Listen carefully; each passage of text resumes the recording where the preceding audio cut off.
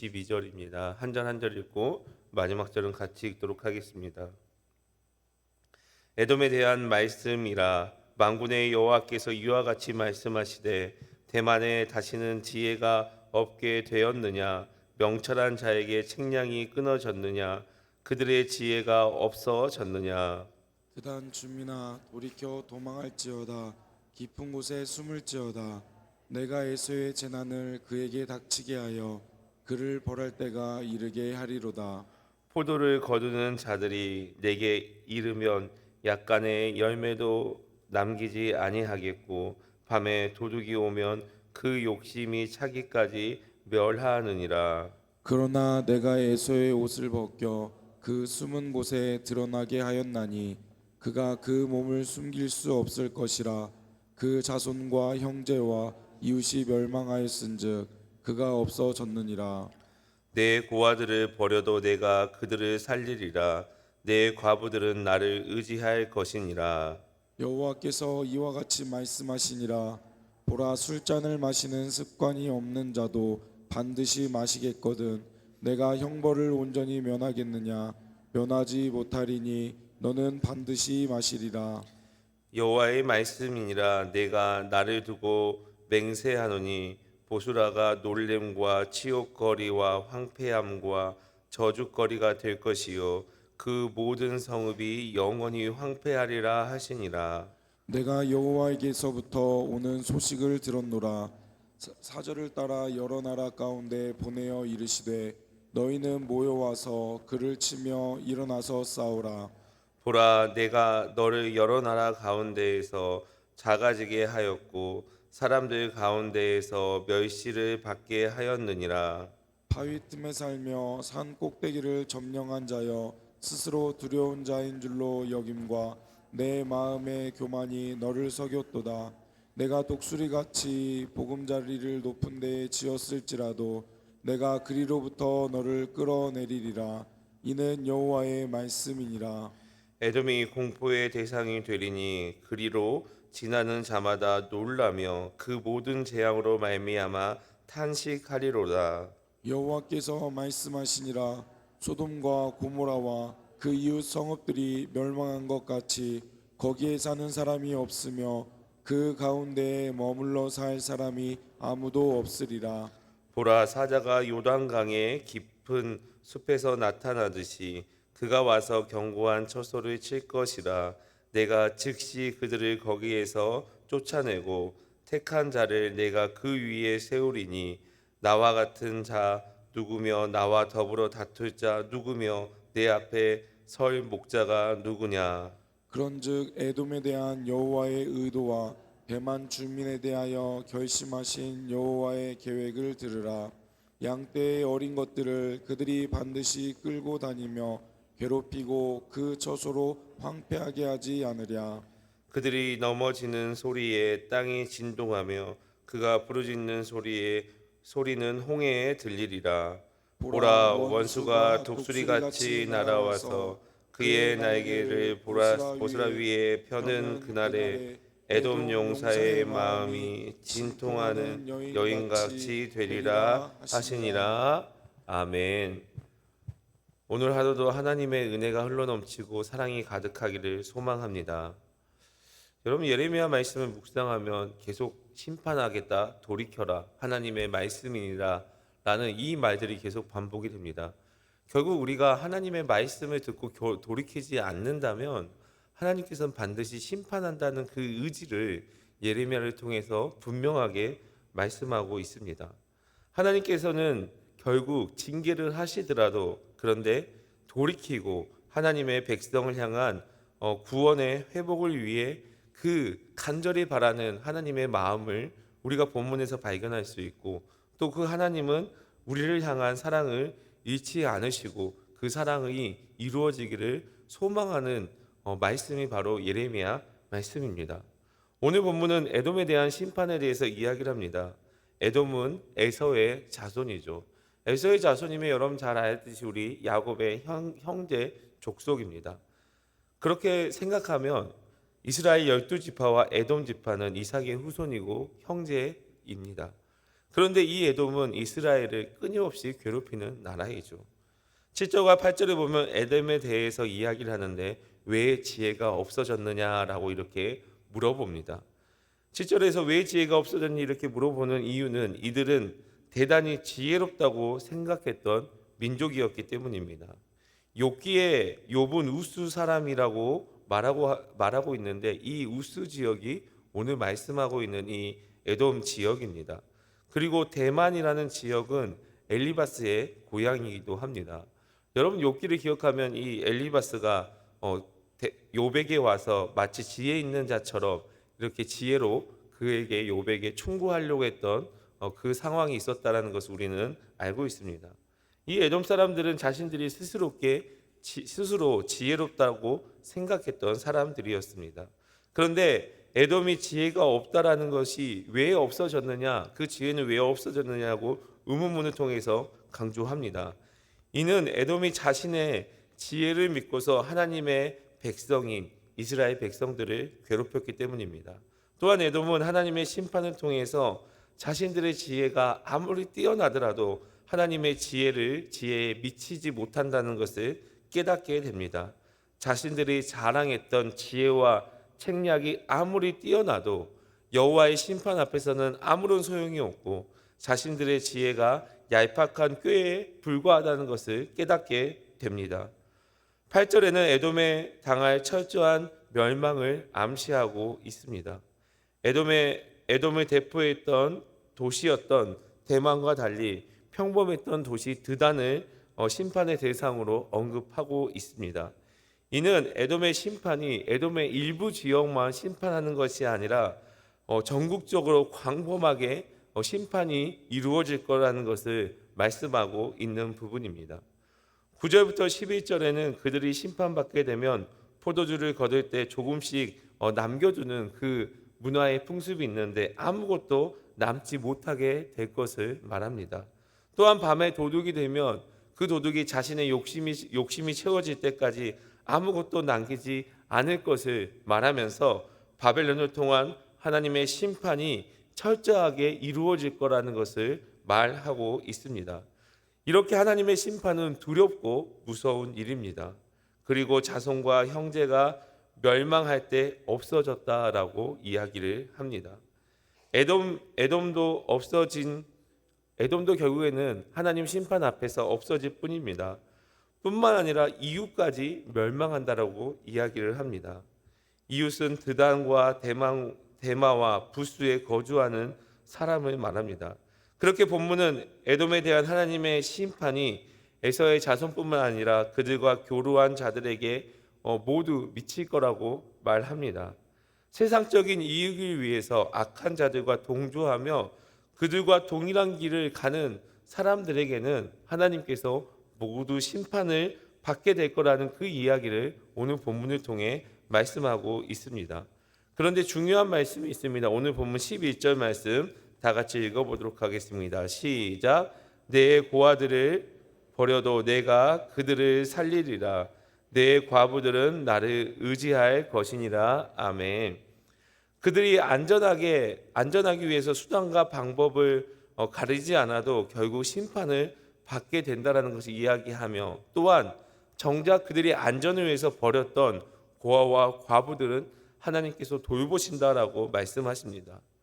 우리만 생각하면 우리 주변에 연약한 이웃이 있지만 그 연약한 이웃의 상황을 살피지 못할 때가 있습니다.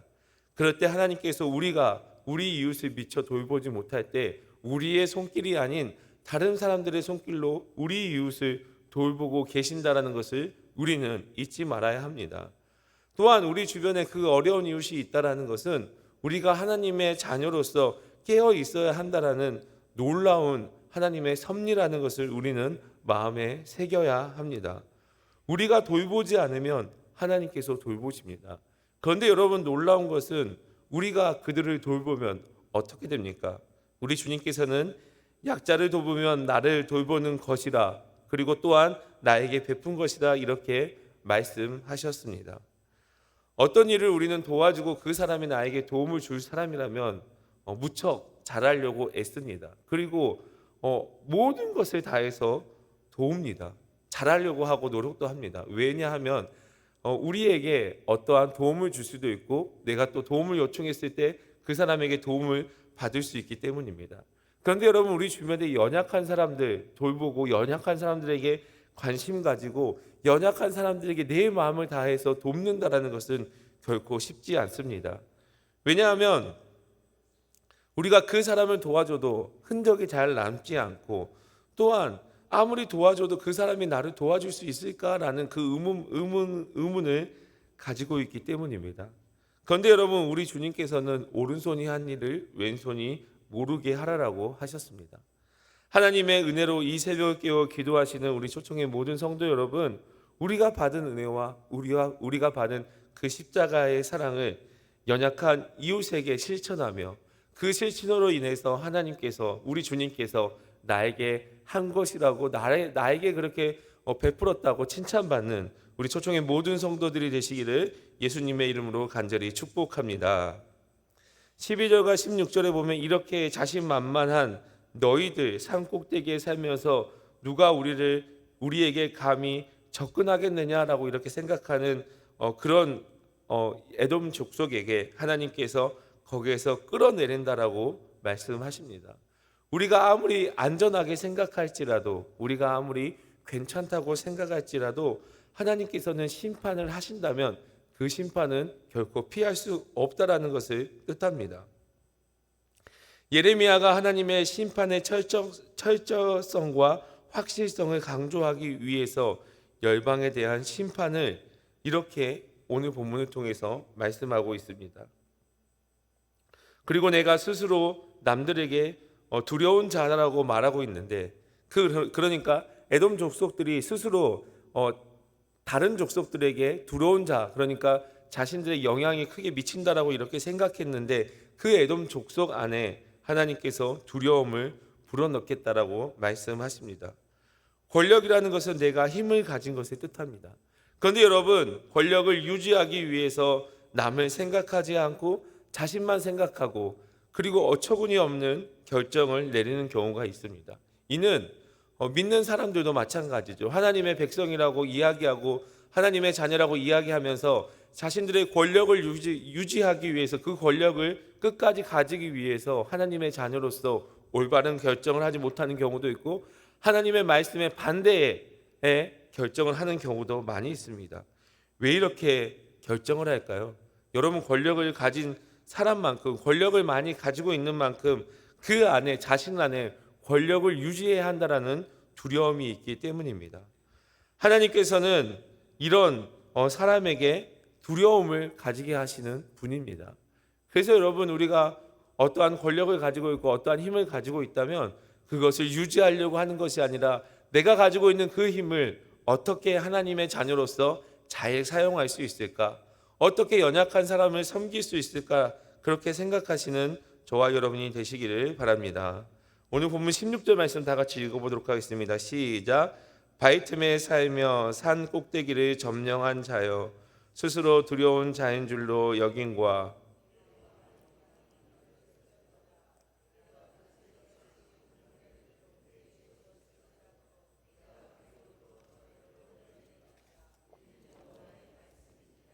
아멘.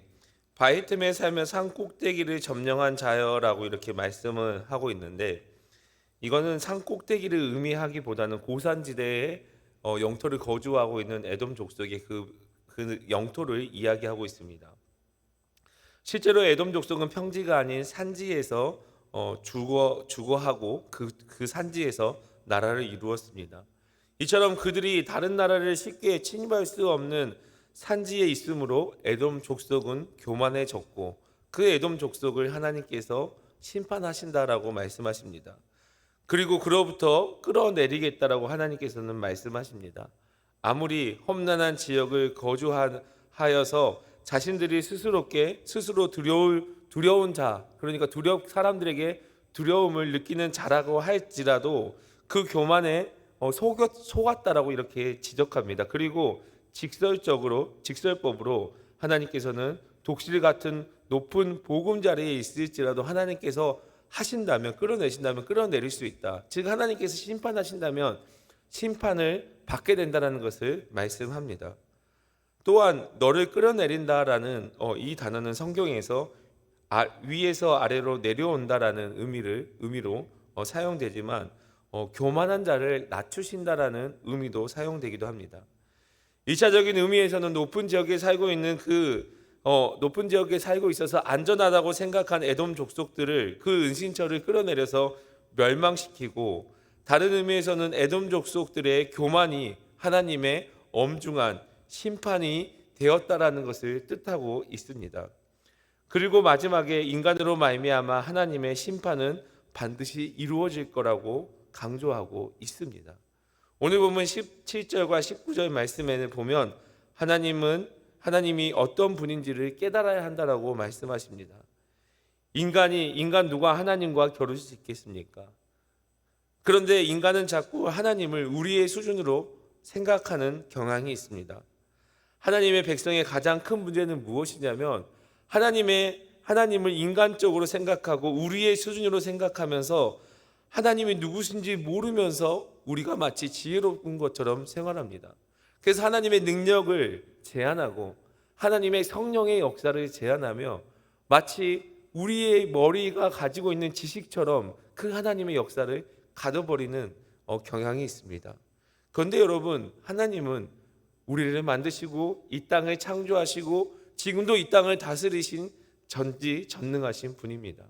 그렇기 때문에 그 하나님을 바로 아는 것, 그게 지혜로운 자의 모습입니다.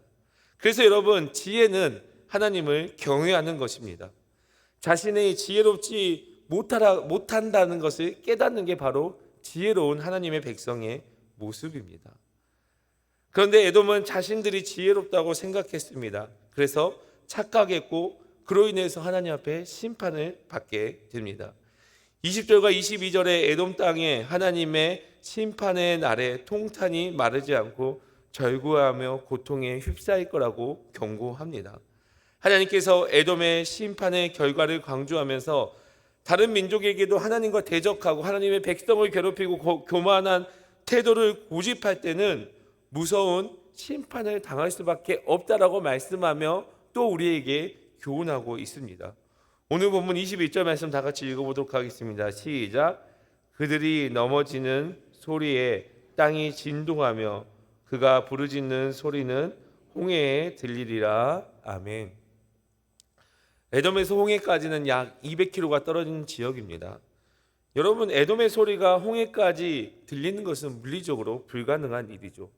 그런데도 불구하고 이렇게 표현한 것은 에돔이 하나님의 심판을 받아 바벨론에 의해 멸망한 사건은 고대 근동 사회의 국제적인 큰 파장을 일으키는 사건이라고 표현하고 있는 부분입니다. 넘어지는 그 진동이 홍해까지 들리고 그들이 부르짖는 소리가 홍해까지 들린다라는 것은 에돔을 향한 하나님의 심판이 매우 엄중하다는 것을 강조하고 있는 부분입니다.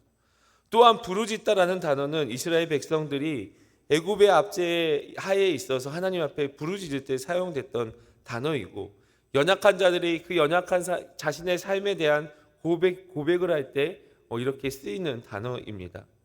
애굽의 압제에 있던 이스라엘이 그 부르짖을 때, 연약한 자들이 하나님 앞에 부르짖을 때 하나님께서는 그들의 어려움과 그들의 문제를 해결해 주셨습니다. 하지만 이 에돔의 부르짖음은 하나님을 의지하면서 도움을 바라는 부르짖음이 아니라 하나님께서 행하신 심판에서 나오는 그 고통, 그냥 탄식, 울부짖음, 그런 부르짖음이기 때문에 하나님께 아무런 의미가 없고 또한 진실한 회개가 아니었기 때문에 하나님께서는 아무런 조치도 하지 않습니다. 여기서 우리가 깨닫는 것은 무엇이냐? 진실한 마음으로 회개하고 하나님 앞에 부르짖을 때 하나님께서는 우리의 문제를 해결해 주시고 또한 우리의 길을 인도하신다는 것을 마음에 새기시길 바랍니다. 오늘 본문 22절 마지막 말씀 다 같이 읽어보도록 하겠습니다. 시작. 보라, 원수가 독수리같이 날아와서 그의 날개를 보스라 위에 펴는 그날에 에돔의 용사의 마음에 진통하는 여인 같이 되리라 하시니라. 아멘. 바벨론의 군사들이 독수리같이 날아와서 에돔을 공격하는데 그 공격이 독수리가 날아오는 것처럼 매우 갑자기 신속하게 임하게 될 것을 뜻합니다. 그리고 용사의 마음에 해산하는 여인과 같이 신음소리를 낼 것이다라고 고통이 임할 거라고 말합니다. 용사라 할지라도 심판의 날에는 결국 어린아이같이 울고 해산하는 여인과 같이 신음소리를 낼 거라는 것을 하나님께서는 말씀하십니다. 하나님께서는 에돔 사람들에게 여호와를 알고 힘써 알아라고 이렇게 말씀하십니다. 그리고 하나님과 견줄 자가 누구냐라고도 물어봅니다. 너희가 가지고 있는 그 지혜는 도대체 어디로 갔냐라고 이렇게 이야기를 하고 있죠. 하나님의 지혜는 인간과 비교할 수 없는 지혜고 인간과 다르기 때문입니다.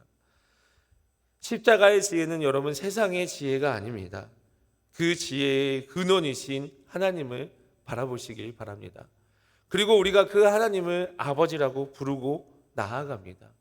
여러분, 하나님께서 우리에게 주시는 그 아버지의 사랑의 마음, 그 지혜를 누리시고 사랑을 풍성하게 누리시길 바랍니다. 오늘 하루도 하나님 알기를 더욱 힘쓰시길 바랍니다. 그리고 오늘 말씀을 깊이 묵상하시길 바랍니다. 그래서 그 말씀을 빼앗기지 않고 기쁨으로 살아가시기를 바랍니다. 주님께서는 우리에게 이미 뜻을 주어 주셨습니다. 항상 기뻐하라, 쉬지 말고 기도하라, 범사에 감사하라. 이것이 그리스도 예수 안에서 너를 향한 하나님의 뜻이니라 라고 이렇게 말씀하셨습니다. 사랑하는 성도 여러분, 항상 기뻐하고 쉬지 말고 기도하고 범사에 감사하시길 바랍니다. 그 지혜로 인해서 세상의 지혜가 아닌 하나님의 지혜로서 하나님께서 오늘 하루도 우리를 사랑하시는 그 사랑을 풍성히 누리시고 오늘 하루도 우리를 인도하시고 우리가 동행하시는 그 하나님의 은혜를 풍성히 누리시는 저와 여러분이 되시기를 예수님의 이름으로 간절히 축복합니다.